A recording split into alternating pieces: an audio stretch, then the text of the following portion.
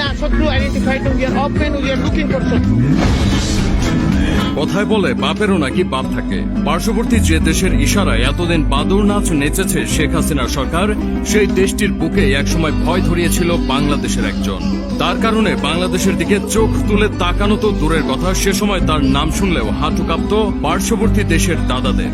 বাংলাদেশের ইতিহাসের সবচেয়ে দুঃসাহসী সেই ব্যক্তিটি হলেন সাবেক স্বরাষ্ট্র প্রতিমন্ত্রী লুৎফুজ্জামান বাবর। কথিত আছে 2004 সালে 7 সিস্টার্স হিসেবে পরিচিত ভারতের 7 অঙ্গরাজ্য অস্থিতিশীল করার ক্ষেত্রে তার ব্যাপক ভূমিকা ছিল। অনেকে বলেন চীন পাকিস্তান মিলে ভারতের যতটুকু ক্ষতি করতে পারেনি তার চেয়ে বেশি ভুগিয়েছেন লুৎফুজ্জামান বাবর। 2004 সালে ভারতের এই 7 অঙ্গরাজ্য মূল ভারত থেকে আলাদা হতে বিদ্রোহ করে। তখন সেখানকার আন্দোলনকারীদের 10 ট্রাক গোলাবারুদ, রকেট লঞ্চার সরবরাহ করার বন্দোবস্ত করেছিলেন এই বিএনপি নেতা। সেই অস্ত্র জায়গা মতো পৌঁছাতে পারলে 7 সিস্টার্স থেকে স্টেপ সিস্টার্সে পরিণত হয়ে যেত ভারতের এই 7 অঞ্চল। তখন স্বাভাবিকভাবে এই অঞ্চলের শাসনভার বাংলাদেশের আয়ত্তে চলে আসত, কিন্তু শেষ পর্যন্ত সেটি করা সম্ভব হয়নি। ভারতের বিরুদ্ধে যুদ্ধে সহায়তা করার এই সাহস বাবর পেয়েছিলেন তার একচ্ছত্র ক্ষমতার কারণে। 2001 সালের নির্বাচনে বিএনপির দলীয় প্রার্থী হিসেবে নেত্রকোনা 4 আসন থেকে সাংসদ নির্বাচিত হন লুৎফুজ্জামান বাবর। প্রথমবার বিএনপির হয়ে ইলেকশনে জিতে মন্ত্রিসভার দায়িত্ব পেয়ে যান এই সাবেক নেতা। মাত্র 43 বছর বয়সে তিনি স্বরাষ্ট্র মন্ত্রণালয়ের প্রতিমন্ত্রী হয়ে যান। এর পেছনে বড় কারণ ছিল তৎকালীন প্রধানমন্ত্রী খালেদা জিয়ার পুত্র তারেক রহমানের সাথে তার বিশেষ ঘনিষ্ঠতা। 1991 সালে স্বতন্ত্র প্রার্থী হিসেবে প্রথমবার সংসদের সদস্য পদ লাভ করেন বাবর। এরপর 1996 সালের বিতর্কিত নির্বাচনে তিনি জয়লাভ করলেও নির্বাচন বাতিল হওয়ায় ক্ষমতা ভোগ করা হয়নি তার।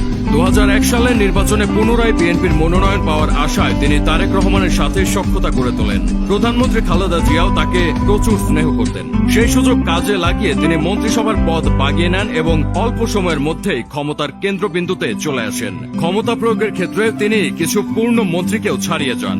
বলা হয়ে থাকে তার দায়িত্বকালে ভারত বাংলাদেশ সীমান্তে সবসময় অস্থিরতা লেগেই থাকত।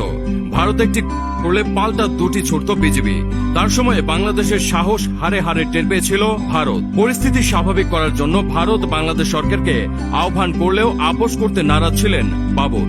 ভারতকে উদ্দেশ্য করে তার দেওয়া উই আর লুকিং ফর শত্রুজ ডায়লগটি আজও মানুষের মুখে মুখে পরিচিত।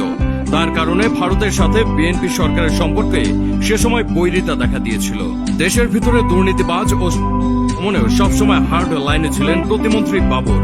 তার দায়িত্বকালে বিএনপি সমর্থিত অনেক দুর্নীতিবাজকেও আইনের আওতায় আনা হয়। রাজনীতিতে আসার আগেও দাপুটে জীবনযাপন করেছেন বিএনপির এই খ্যাপাটে নেতা। 1958 সালে নেত্রকোনায় জন্মগ্রহণ করেন লুৎফুজ্জামান বাবর। তার প্রাতিষ্ঠানিক শিক্ষা ছিল HSC পর্যন্ত। দেশ স্বাধীন হওয়ার পর ঢাকায় চলে আসেন বাবর। কথিত আছে 80-র দশকে বাবর ঢাকা বিমানবন্দর কেন্দ্রিক ব্যবসার সঙ্গে জড়িত ছিলেন। এই ব্যবসা থেকে তিনি প্রচুর অর্থ সম্পদ গড়ে তোলেন।